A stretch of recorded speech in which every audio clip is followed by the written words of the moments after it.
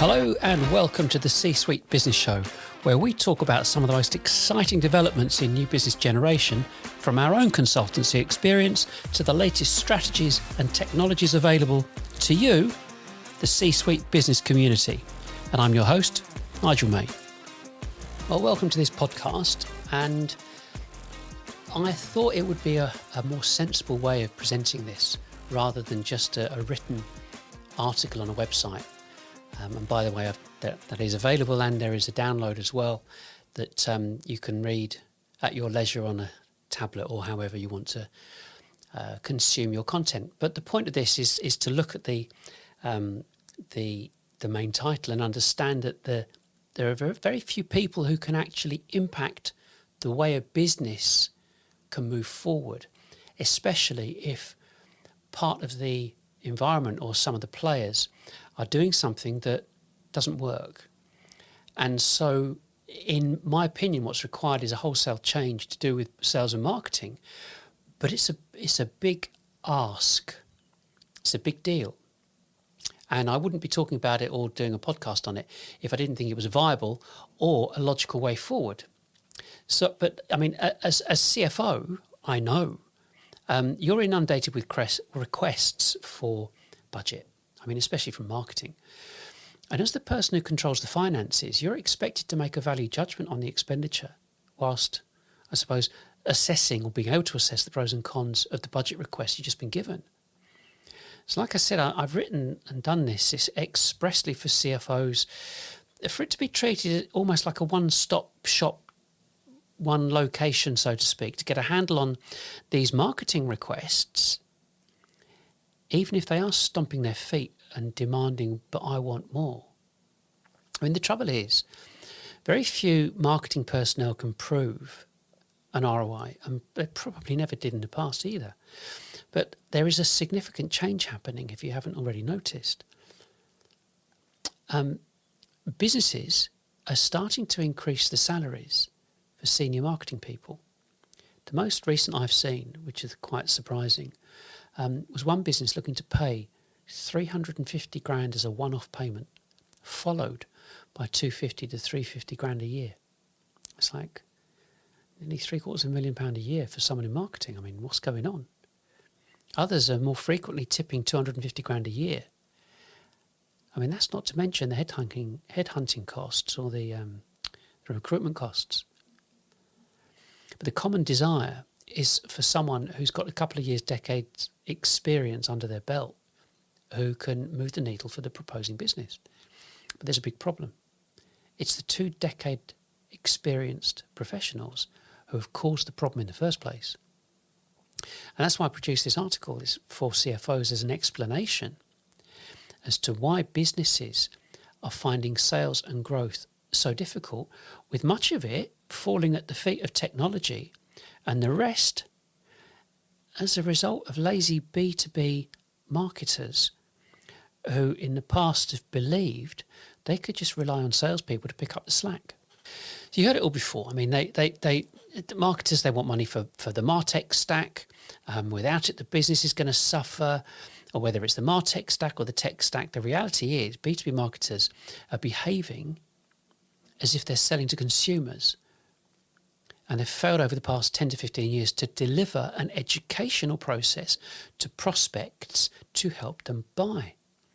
This failure, in my opinion, is reminiscent of the copier sales in the 80s and telecoms in the following years, because no skill was required, just a cold call asking the prospect, do you want to buy a copier or do you want to lower your telecoms costs?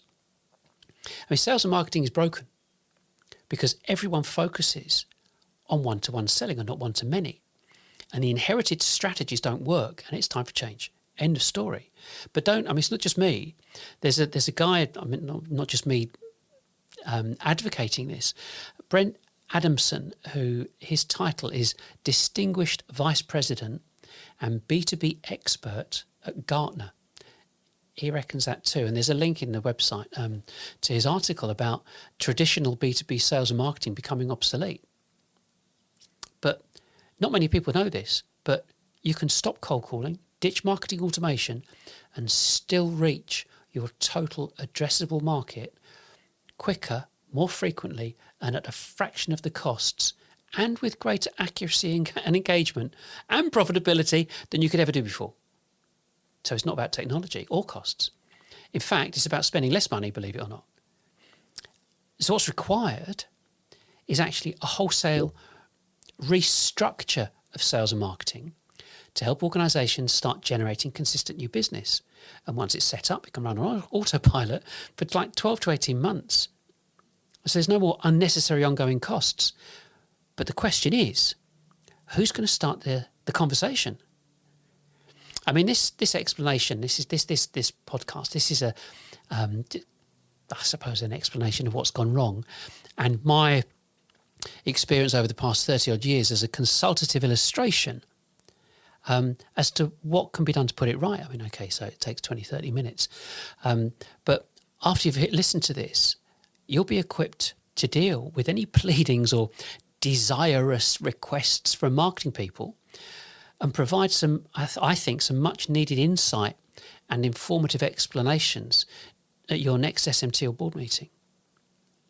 What I've done, I mean, whilst I've got this, I'm doing this as a podcast, there are some different headings that I've got on the actual document itself, and I won't read through all of them because we'll be here forever. But basically, I hope you agree with my sentiment that you are the person as a CFO to decide if what I'm actually saying is an answer to new business and long-term stability. And by reading or listening and sharing this with your colleagues, I think it could be one of the most important things you could do this year. And to start with, nothing has changed in B2B sales and marketing for the past 50 years. So the only way for a business to get back on track is to access, or rather to assess, new options from a financial perspective first. It's got to start with the cash. And that's why I've done this. And that's why it's targeted at CFOs. The performance figures and financials that you look at month after month bear out that new business is not consistent. And sales and marketing are not doing a reliable job. But finding new business has always been a nightmare. It costs a fortune, and there are too many people involved in the process. And what I'm going to do is just explain what's been going wrong and how to change things, increase exposure, increase profitability, and at the same time reduce costs. It's not nonsense. I mean, it's seriously, it is easily achievable. But the trouble is, sales, marketing, and recruitment agencies are inadvertently stopping this information from getting through to CEOs and boards of directors, and that's why the problem's not going away. I mean, if this makes sense to you, please, share this with your CEO and your colleagues, like as I mentioned earlier. And I've also, whilst I've prepared this for CFOs, I've got a separate document that is tailored towards CEOs. Anyway, that said, let's just kind of move into it. So do the figures stack up? And if you've seen this, if you came to this via a LinkedIn advert, you can see why I've put this on there. But do the figures stack up? And a CFO, you're the only person in the company who will evaluate something dispassionately and purely based on its, I suppose, financial viability. And that's why I say, do the figures stack up? And if they don't, it's time to rethink. I mean, firstly, I'm going to explain what's been damaging B2B organisations over the past 15 years and provide an explanation and a solution for a better, just a more profitable way forward, because it's all about the numbers and addressing the one-to-one ratio of sales activity to prospects. You won't have heard anything like this before for business-to-business organisations. And my 30 years in business says that it's better for CFOs to hold on to the keys to the future of an organisation rather than entrusting them to sales and marketing. This is more fundamental than EBITDA, and you'll quickly see I'm not siding with sales or marketing. I mean, when you hear the rest of this, it's far from it. But I'm also not advocating to buy more software or more SaaS or more advertising spend. I'm just suggesting to take a look at the new business infrastructure from a different perspective. I mean, typically sales and marketing, you've heard them complaining about each other. You only have to look at the past 3, 5, even 10 years turnover figures. divided by the total number of employees to see that the average is virtually static. And in the UK, it's in the region of 80 to 160 grand per person per annum. And that's between 10 and 50 employees and above. Google, by the way, is 1.5 million per person per annum. And we've got there's some graphs and stats on the website as well. But if you could take 50 CVs from CMOs, 50 marketing strategies, 50 marketing consultants even, and you'll see that they're all the same. And they've been the same way for the past 50 years. And the primary reason for this is because of their inability to move away from this one-to-one sales mentality that keeps hampering business. And because of the lack of success and growth, you can see why over the past nearly, 10 years, the average tenure of a CMO in the UK and the USA is only 18 months. And I think it's because they promised the earth and they failed. I mean, if you look at, your role, you weren't expected to forecast year-on-year growth from just specifically your activity, but they do. And the trouble is, marketing people do promise the earth at the interview stage. They say they can achieve it, and then they end up kind of tail between their legs. They've got no choice but to leave after 18 months. I mean, the most recent employment record I saw on LinkedIn was someone with 18 jobs. She was the CMO at a 700-person software company, and she was in her late 30s, maybe early 40s. She'd never stayed long enough at any one job to ascertain if her plans had ever worked.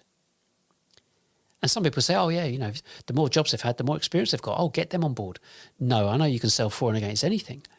But if you're moving every year or so, it means you ain't making it work. And so you can see why I've said, do the figures stack up? So, I mean, as you would expect, business owners, they have to listen to their employees. But they did listen to their employees and big tech. And they accepted the return on investment argument from sales and marketing that marketing automation software was a great idea.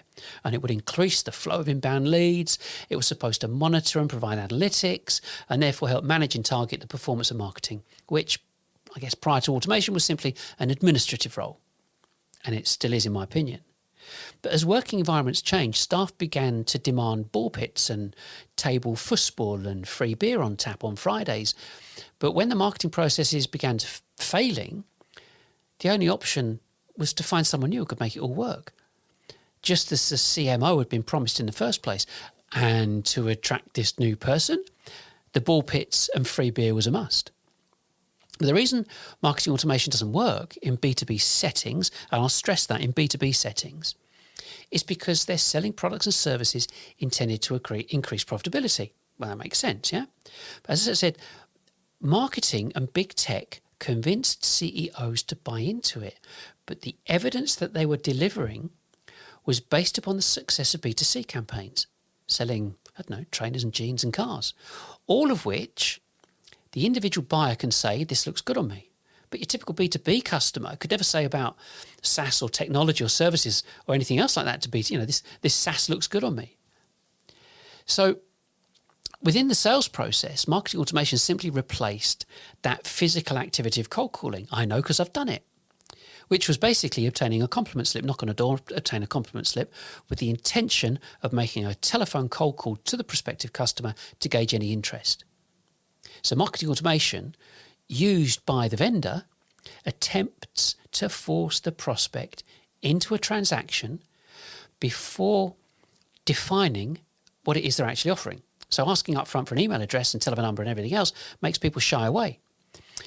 And that's where Gartner have turned around and said that 83% of prospects research online before engaging with the salesperson.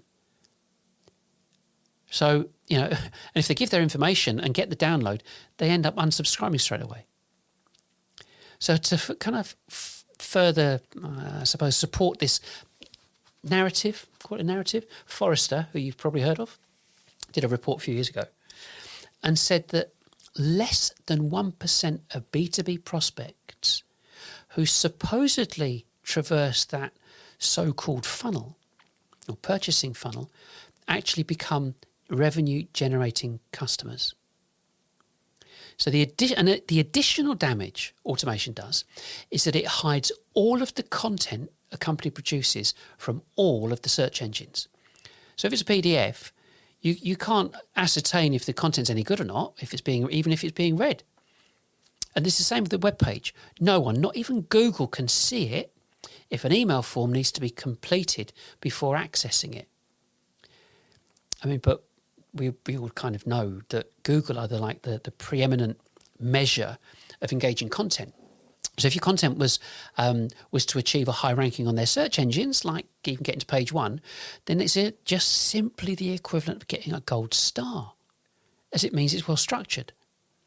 And it could very well be engaging to your audience, but it doesn't guarantee success, because then you've got to hope that people are actually searching for your content in the first place.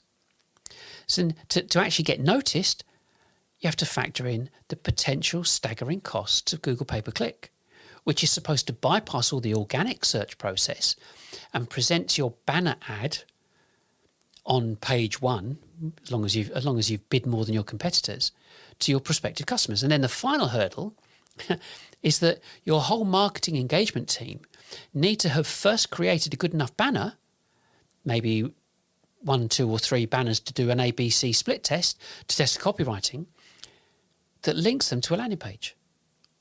That hopefully someone on that landing page, as long as it's done properly and laid out properly, will give you their email address, and then you're back to square one. I'll just kind of bear that in mind for a moment. So with this process, this whole process I've just explained, you've got friction with pay-per-click, with the pay-per-click banner advert. Does it work or not? You've got friction with the landing page. How's it laid out? Is it split tested and multivariate tested and so on? And finally, friction on engagement, because you're still demanding a transaction and asking for their details before they can access the content. So now you can see why the pay-per-click for B2B and marketing automation is flawed. It's completely unsurprising. And with all that in mind, you've then got the recruitment cycle, which happens year after year, which means you take on someone new. So you take on a new CMO. You give them 3 months to get their feet under the desk, a year to implement their new marketing plan or whatever they've promised the earth to do. And as it unfolds that it's not working or making any difference, they give themselves another 3 months before they get a new job or they get fired. And if this doesn't happen at the same, say, 18-month frequency, it's usually because the CEO was forced to get so deeply involved in the marketing that it meant that the CMO couldn't be as readily fired, because the CEO was calling all the marketing shots, irrespective if he or she was qualified to do it or not. So kind of like saying lucky CMO.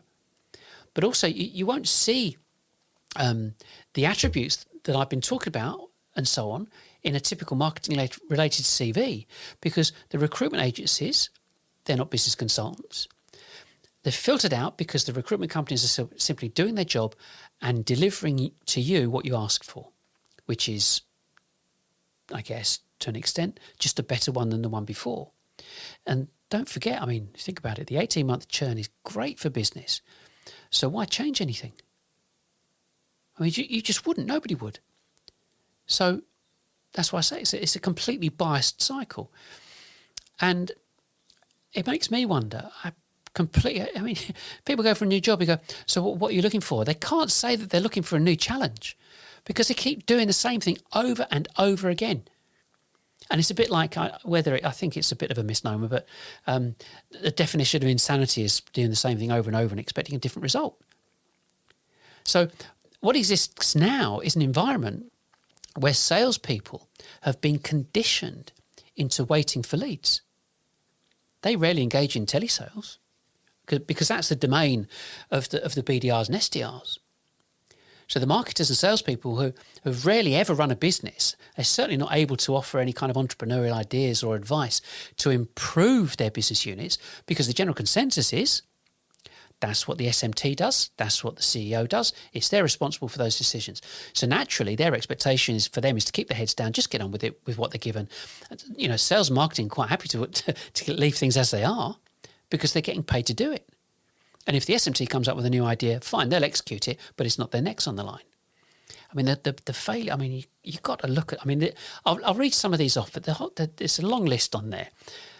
500,000 businesses start every year, 500,000 businesses fail every year. According to the Financial Times, 30% of all businesses fail in the first year, 50% in the second, 70% by the third, and 91% by the 10th. Harvard Business Review say 40% of invested businesses fail, period.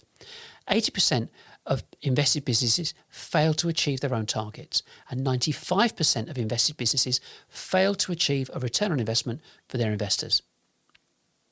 It's like CB Insights, you might have heard of them. They're another, like an information publishing company. 50% of all business failures, the reasons for 50% of all the reasons for business failures are all marketing related. I mean, it's staggering. You know, the people that, 83% want to engage digitally before speaking to a salesperson. Less than 1% go through the funnel. Looking at the average turnover.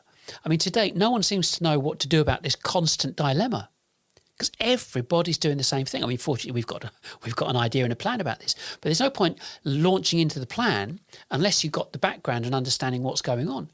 And before I get into that, just to touch on digital transformation, whilst it's all the rage, and it's been like that for a while, it doesn't include sales and marketing. Got to have a think about that. Digital transformation, customer experience to an extent, operations, business operations and so on, great. So a business does want all the efficiency that a business process management platform can offer, like Pega, Appian, Bizaji, ServiceNow and so on. But you've got to factor in the customer. And it's not an afterthought. Customer experience is paramount to retaining customers. But if the route to becoming a customer is fraught with the nonsense you and I have always had to put up with the typical sales ploys and the closing techniques, and don't forget the account-based marketing that has got to involve everybody now. Yeah, because then nobody can. If you involve everybody, nobody can be blamed for making a bad decision. But the customer, if you want a customer to stay a customer for long term, they've got to experience something that's worth staying with you for. So especially if there's no respect for the vendor in the first place, the customer's not going to hang around. And this will translate as a lack of loyalty on behalf of the customer, who will switch. We know they will. Irrespective of any, kind of clever customer experience strategy or whatever. It's about genuine behaviour. I mean, there was a CEO of ServiceNow, Bill McDermott, and he's a bit of a character, but he's really flipped ServiceNow profitability-wise and so on.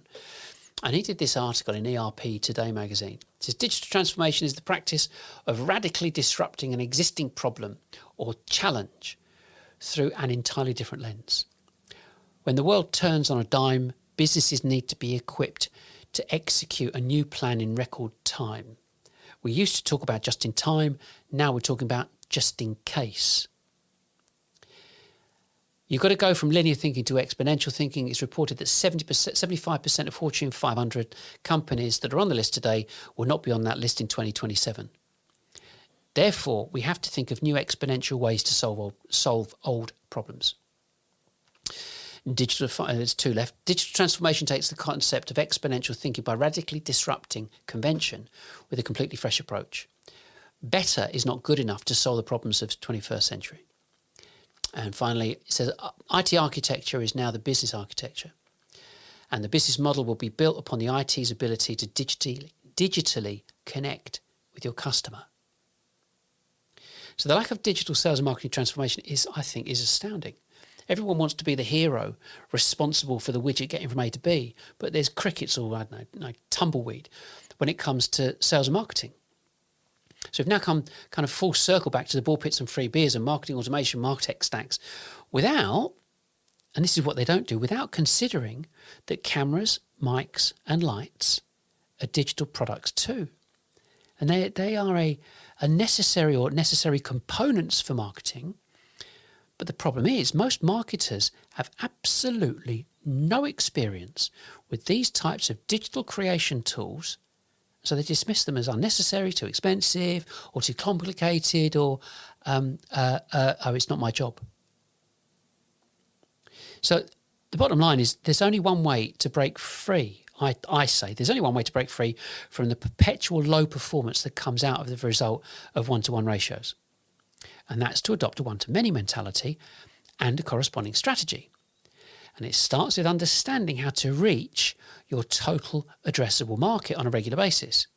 So you've got to stop wasting time and money on cold calling and demand generation by using marketing automation platforms.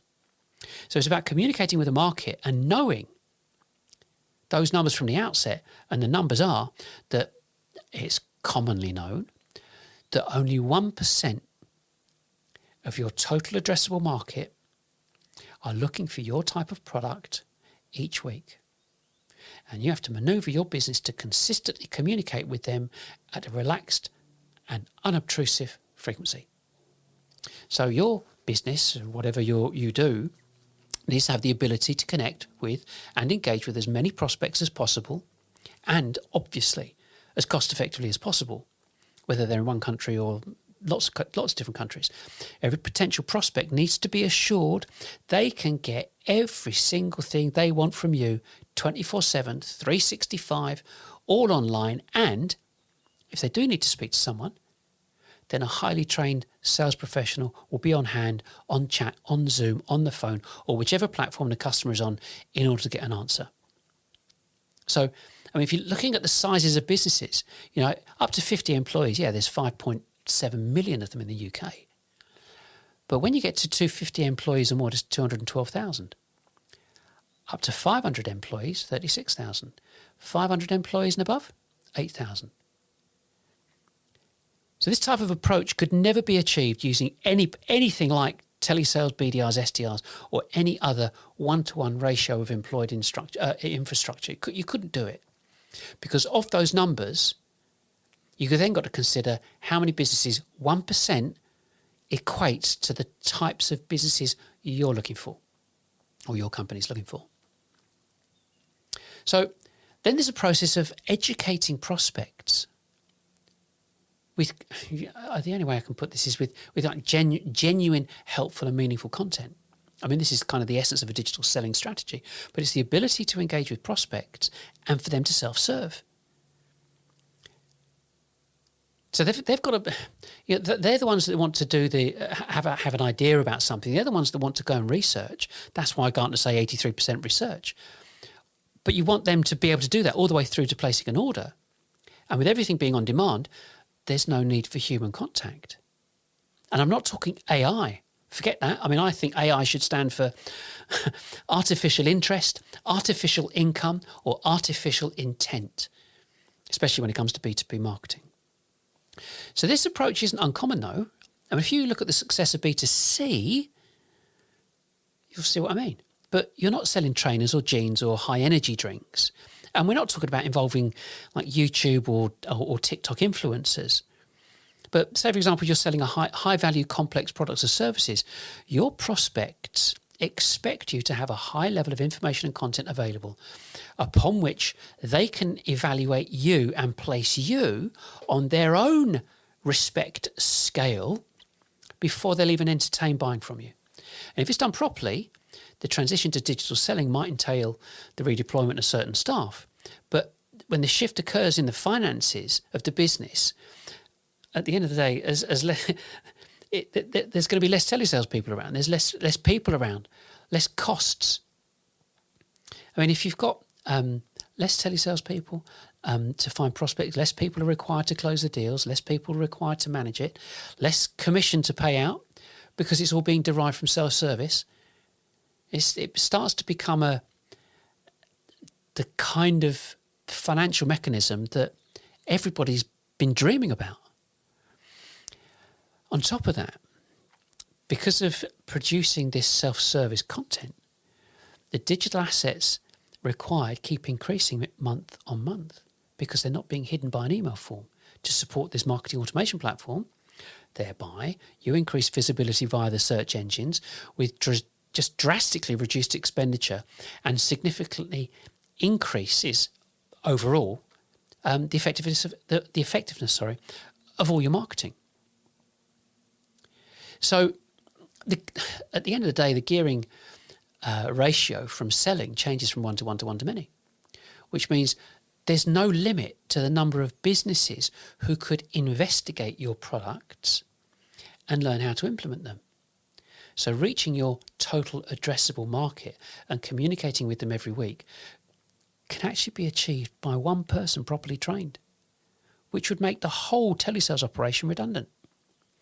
So, I mean, in a bit of background, I mean, I started up in telecoms and technology businesses. I've personally sold millions of pounds worth of kit. And I did technology integrated with telephone systems, integrated with CRM and SaaS. I know the issues everyone's got, from running a business in the first place to telesales to field sales to installation and implementation and training. So I've done it. I've absolutely done it, and I can talk you through it step by step if you wanted me to. But the bottom line is, to nutshell this, the business has got to be clear of who and where the market is. They must easily and cost effectively be able to tell their market that they exist. And prospects must have the ability to self-serve, all the way to placing an order, which means every method, every means must be available to facilitate that contact using phone, chat, video, email, and live stream. I'll come on to that in a minute. So it might seem obvious to you, but as soon as any form of telesales is adopted, you flip back to 1-to-1 ratio, and you're completely back to square one. And if you speak to anybody in telesales now, you're looking at 300 to 400 to 1 success rate to find people that might be interested just by ringing them up. So phoning 400 people a week, 100 people a day, 4 days to find one person that might be interested. You've got to be kidding me. So the important thing here is for you to pick up that what we're recommending and is to see the logic behind it, and that what we're saying can be implemented with the minimum amount of fuss for the least cost and the maximum benefit. And from a purely financial perspective, you would be asked, does this approach to change make financial sense? And does this make sense for new business generation? So this is pivotal, because as a CFO, you're in the unenviable position of making a decision whether or not you mention what you're listening to your colleagues. So, I mean, say for example, you're going to look at starting something like this. The process of transitioning to digital selling begins with changing the perspective of the whole engagement process. It's not about prospecting, cold calling, or closing. It's aligning the business to the way in which we all go about acquiring products we like or need. So when it comes to digital selling, your business can implement this immediately. I mean, you'd have to look at what your existing teams have been doing over the past few years to see how closely they are aligned to what I'm saying, and it probably help with us directing them in some way in the first instance. But I will point out that our own website is set up for digital selling. So we've made everything freely available. There's no forms, no nothing. There's no access codes, no emails, no logging, no direct tracking. We just know which pages people look at. So we're practicing what we're preaching. I mean, to start with, the most obvious question would be, most people say, well, how long would it take to change over to this kind of this new way of doing things? And I would say, I suppose it depends on your existing marketing and what you've used and what can be updated and adapted. But I'd recommend setting up this kind of strategy in parallel with your current strategy. So then as the new one gathers momentum, the old one can be depleted, decreased. So a stab in the dark, 4 to 6 months, give or take. That's why we'd have a chat about this in the first place anyway. But I don't want to dismiss any of the operational matters though, because being finance orientated, I kind of presented a comprehensive illustration about execution. And the reason I say that is you're looking at persona, because you've probably heard persona and segmentation, all the buzzwords over the past few years or so. One of the fundamental things is it has to be changed to people that are looking at primary, secondary, general product and how to buy. And the reason I say that is that if you're on a website, you look at an About Us page, that's a general piece of information. You might click on a case study, which is a secondary piece. You might look at a product, a how-to video, which is a product page, our classification. You might want to find out how much someone might want to find out how much is charged, or what the installation cost is. That would be classified as a how-to-buy page. And any kind of thought leadership, case studies, white papers, they would be classified as primary. Infographics and social proof, secondary.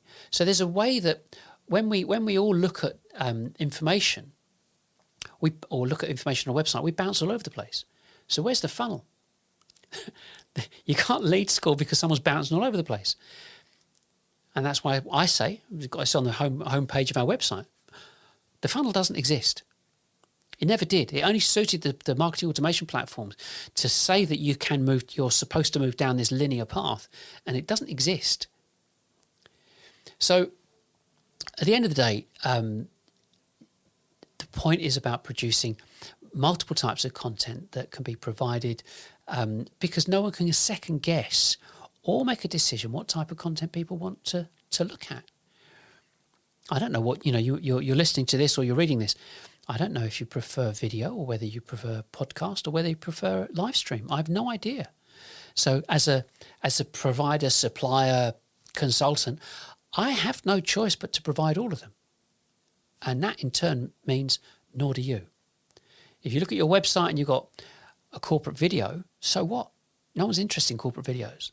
They want to know, who are you? How do you work? Well, how do I use the kit? Who are the people that are using it? And so on, and the list goes on. But then, you've got SEO and Tag Manager and Google Analytics are all part and parcel of what we say to make sure you get constant visibility and you can see that you're getting this content penetration and you're able to manage it.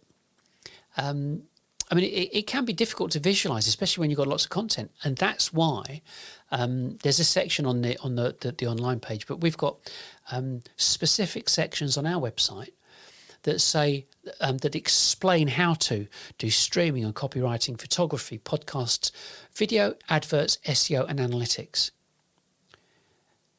Anybody could go onto our website, it'd take them about 2 or 3, maybe 4 weeks to go through and listen and watch everything. But at the end of that 4-week period, they would be one of the best marketers on the planet. Because I think we are. But if I'm not going to say it, who else is? So if you're looking at this whole process, we know selling is a numbers game. You've heard this before. You've heard the sales teams talk. You've heard the CEOs talk about this. But if you're not able to manage the numbers, if you're not able to manipulate the numbers, you're going to struggle to sell anything. And if 1% of your total addressable market are looking, then, I don't know, say, for example, you've got 20,000 people. That means 200 people each week are looking. And the way to approach it, it's not complicated. If you haven't got a database, buy it. Upload the data to your CRM, upload it to LinkedIn, set up a pay-per-click campaign, and do a live stream. So you tell your total addressable market you exist, invite them to join you on a live stream, bingo. A percentage of those 200 that are looking will come and look at you. So one person can be more effective than a whole team of telesales people. And you tell them each week, this is what we did last week, this is what we're doing next week. And you do interviews and how to and everything else. It means zero prep, virtually zero prep. Sit down, press one button, go live onto multiple platforms. Don't need any marketing automation. And it costs pennies, honestly costs pennies. And you just repeat it every week. So the thing is, another critical aspect, I suppose, of digital selling is to make a point of promoting, and you've got to sell the content. If you look at your own existing content, most businesses look to sell the product. Kind of logically makes sense, but it's wrong. Your prospects probably know what you sell anyway. They don't need to be sold the product. They want to be sold the content that teaches them how to use the product. They want to be taught. They want to be educated. That's the point of this. And part of what we recommend is that we've created this strategy called Social 444. And what it means is it's posting 4 adverts 4 times a day, every day of the week for 4 weeks, and then you repeat it. But these adverts are created in-house and posted on social media, news feeds. So we're not talking about pay-per-click here. They're just being put on news feeds, which means you're producing the content. Your content lives on your website, and you put this information out. So people get to see your information once, maybe twice a day, maybe. So as you're selling to, I'm assuming you're selling to a business market. They'll only see your post if they're logged in and scrolling down through their news feed. That's why we recommend 120 adverts, which are prepped in advance, and they include like graphics and motion graphics and memes and videos, and you rotate them every month automatically. It's just a bit of software that you use. So it's unlikely that, like I said, that they'll see the same advert again and again. But a bit of insight to business buyers, though. This is really important. It takes 7 to 10 direct connections before a prospect recognises your brand or company. But only 1 in 3 attempts to contact your prospect get through. Yeah? So you need 30-odd messages lined up in advance. So you can't send out more than 1 message a week because that'll just upset them. So therefore, if you're going to send out 30 messages, you've got to allow 6 or 7 months before you start reaping any reward. Getting tongue-tied here. And that's another reason, or a fundamental reason, why so many businesses fail, is they haven't got the patience. And they think that they can achieve success by employing the most basic tactic in terms of technical execution and management and cost: cold calling. Back to square one again. So the recommended content promotion strategy means you can virtually use that term. And I think people have been wanting to use this forever. Set and forget. So that, the adverts and the available content doesn't need to be changed for up to 12 to 18 months because it's churning. And the other point of it it means that you can see everything prepped in advance. So in terms of kind of, I suppose, financial factors and different implications, if you're a brand new business, if you think about this, if you're a brand new business, I would say, create all the necessary content in advance, and you grow your attraction strategy before even embarking on any kind of fundraising exercise, which means you end up gifting a large portion of your business to investors before you've even properly tested the market. And it might even surprise you that you wouldn't even need the size of investment in the first place. That's for a new business. For an existing business, you implement the digital strategy in parallel to the existing marketing plan, and you can ascertain who in sales can support the content development teams and so on. Implement the process to reach out to your total addressable market and gauge what elements need to be put in place. So that's just moving forward. But if you were involved in mergers and acquisitions, prior to agreeing to any kind of merger, you could implement a fact-finding task force to assess or reassess the marketing potential of that business based upon a digital selling strategy. And if you're purchasing a new business, you might want to reevaluate your forecasts and even reevaluate what you would pay for the business.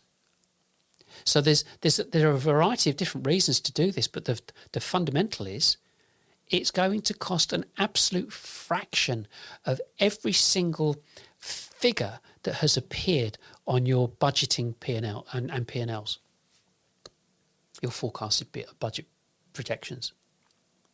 So if you have marketing or a content team in place, then to begin with, you need to start addressing the existing content and start preparing videos and podcasts and so on. And if you've got a database in place already, that's great. If not, then work out your addressable market, get a new database, which costs, I don't know, £350 per thousand. I know I'm getting down to the nitty-gritty here, but if you want, a database of 10,000 names, so it's £3,500. In terms of costs, it's like £300 or £400 a month. You compare that to marketing automation. Compare that to Marketo, like what, £5,000 a month minimum? And if you're looking at £300 or £400 a month after you've got your database in place and so on, that includes the cost of sending out emails, auto posts on social, streaming software, multi-streaming platforms, and so on. But if you needed to get other stuff in place for video and so on, you'd want to kind of acquire the most kind of cost-effective and useful equipment. And we could give you a shopping list or set it up for you, but you can budget between 20 and 60 grand. It's a one-off. So go look at the middle. Yeah, in broad terms, 40 grand for the first year, 4 grand for the second year and subsequent years. And then obviously if you need someone to go in and set it up, you can pay for that. But 2 people could manage the whole operation and reach out to your total addressable market. So you compare that to your current costs with telesales. So, SaaS and marketing attributed to new business and so on, you can't touch this.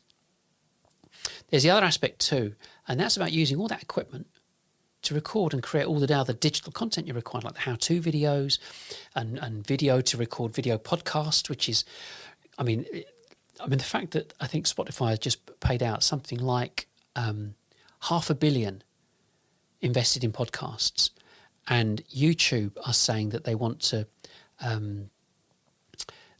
to incentivize people to video their podcasts, so you can see where this is all going. So, you don't need me to tell you it's all a fixed asset and can be written off over 3 years.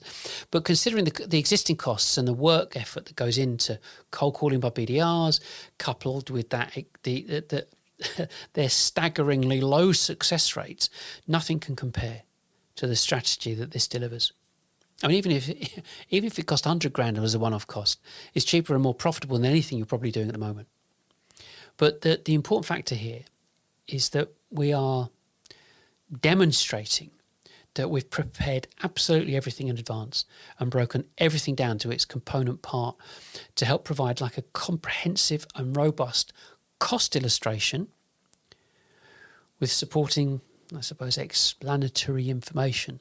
And to do that, again, go back to the website, go onto the page. You can see there's a modelling spreadsheet for all of the costs. There's a project execution infographic that shows the different processes and paths from who the addressable market is, inbound, outbound marketing, and selling digitally and so on, and what the setup and just all the different processes. We've also got a digital selling organisational chart that covers technology, content and revenue that used to be IT, marketing and sales. But what I've done is I've identified every single person involved in the whole infrastructure. That's downloadable as an Excel spreadsheet, so you can mix and match and tweak that around. And the point of this is that, for example, with the technology team, it's really important that there's continuity in technical support. Especially when it comes to software. So when creative people are expected to understand how the software works and devise marketing strategies using that software, like copywriting and so on and all that kind of stuff, when they leave, the expertise walks out the door. So I say that the technology team are responsible for the management and implementation of all hardware and software. Even if you are in a contract for marketing automation, it should be the technology team that looks after it. And it also means that there's crossover training within technical.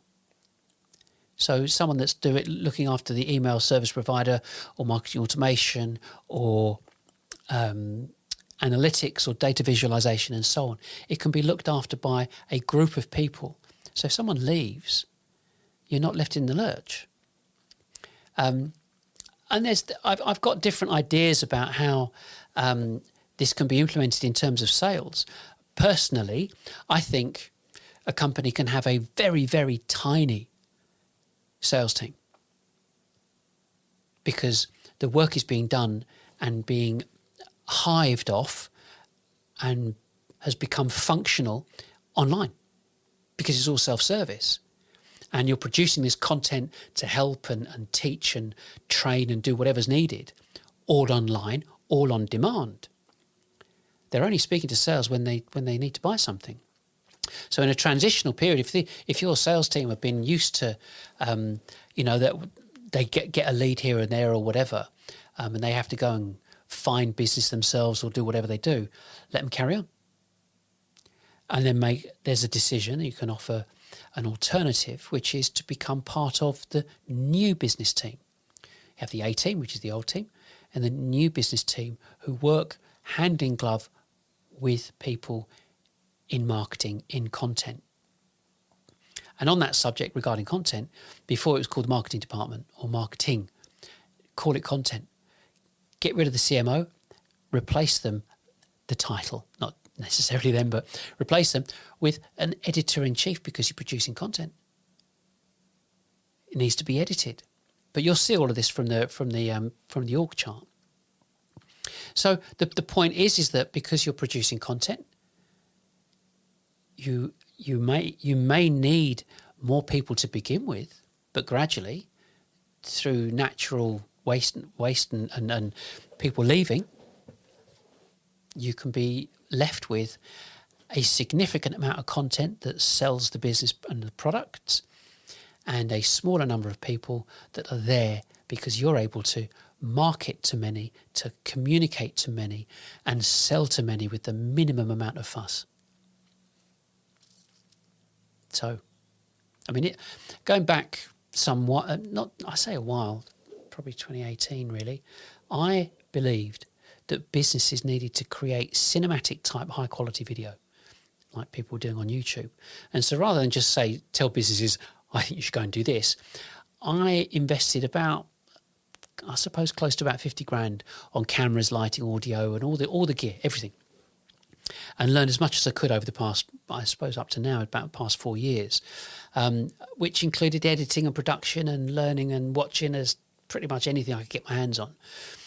And over the next few years, including during lockdown, I realised that what was needed was a genuine restructure of the B2B kind of sales organisation because it wasn't working. And I guess I joined the dots when nobody else had. And as a result, I developed this vision or version of digital selling. And it addresses the whole cold calling issue through to the failed problems with automation and naturally aligning everything to the behaviour of people like you and I and the way that we like to buy business-related products compared to personal consumer products. I run everything. Even on a small scale, I run everything on a MacBook Pro. I've got a Rodecaster Pro, which I use for podcasts. I've got multiple Panasonic DSLR cameras for photos and video, and a variety of one-touch button and switching gear that enables me to do live streaming. And you can see all of this on our website. There's lots of different examples of what we've done. And we use some software called Ecamm, which is pretty cool, pretty clever by itself, but it enables me to press one button and live stream over Facebook, LinkedIn and YouTube simultaneously, one touch. So that's why I said earlier that a couple of people can take care of this and reach thousands and thousands of people, depending on what you do. So at the end of the day, anyone can have a streaming setup, whether they're at home or an office. And looking at offices, if you've got more and more people working from home, then you've probably got some spare space at the office. So your office can be converted, bit of sound treatment, dampen down the sound, stop the reverb happening, and create a studio, a podcast / live stream studio at your offices that people could just walk into and go and sit and broadcast. So there's lots of opportunities. I am coming into land. I'm coming to the end, but what I've described and this overall strategy is straightforward. I know I've been in business long enough, 35 years I've been selling and doing my thing 30 years specifically for myself. So I know this is financially viable. And there's no chance of overspending. It requires minimum management. And it lends itself towards maximum exposure to your correct market. And it keeps every element of new business expenditure in check. One of the other things is it's monitored by using Google Tag Manager and Analytics and Data Studio. You can monitor it and get it presented on a weekly basis to see how it's doing, to see what people's engagement is, even to the point of seeing how long people are going to listen to a video or watch a video. I mean, it's what you can do with that, with a combination of Tag Manager and Analytics is spectacular. It's amazing. But, you know, in terms of recruitment, well, you would use recruitment to increase sales and marketing personnel or content and revenue personnel only if it's necessary. Meaning, you know, if one of those two areas needs more support, great, more power to you. Take them on. But the new organisational structure, I think, has a calming effect on attrition because it helps reduce the technical talent walking out the door, which, you know, is intrinsically linked to IT and not marketing. And it gives an opportunity for you as a company to evaluate this and go, well, wait a second. What if what Nigel's saying is going to work for us? How does it change? Like we said before, like I said before, doing the same thing over and over and expecting a different result is the definition of insanity, vice versa. You can't expect people to turn up and go, well, we're going to do this with demand gen, lead gen, ABM. It doesn't work for B2B. Everybody knows it doesn't work. That's why you keep such a high number of salespeople, because they've got a black book. They're the ones that go out and try and tickle deals along and get them in. But that's not what people want. They want to be able to self-serve. And to start looking at it going, well, wait a second, because if we do this, that means we cut these costs and we cut those costs, which means we reduce that. If you start cutting staff costs, not because they're being made redundant, but through natural wastage, I don't think that's the word somehow, but you know what I mean. So this new organisational structure, I think, would have a calming effect on attrition, and I suppose helps reduce the technical talent walking out the door, whether it's technical or content or revenue related, because it's about making more sense of what's within the business.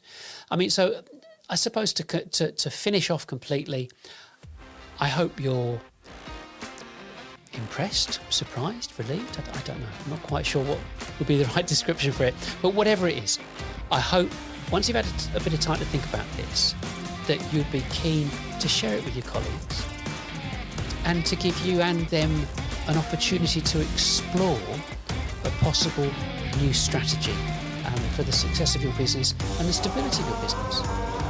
Anyway, thanks for listening. I hope we'll meet at some stage, and perhaps it might be at a board meeting. Who knows?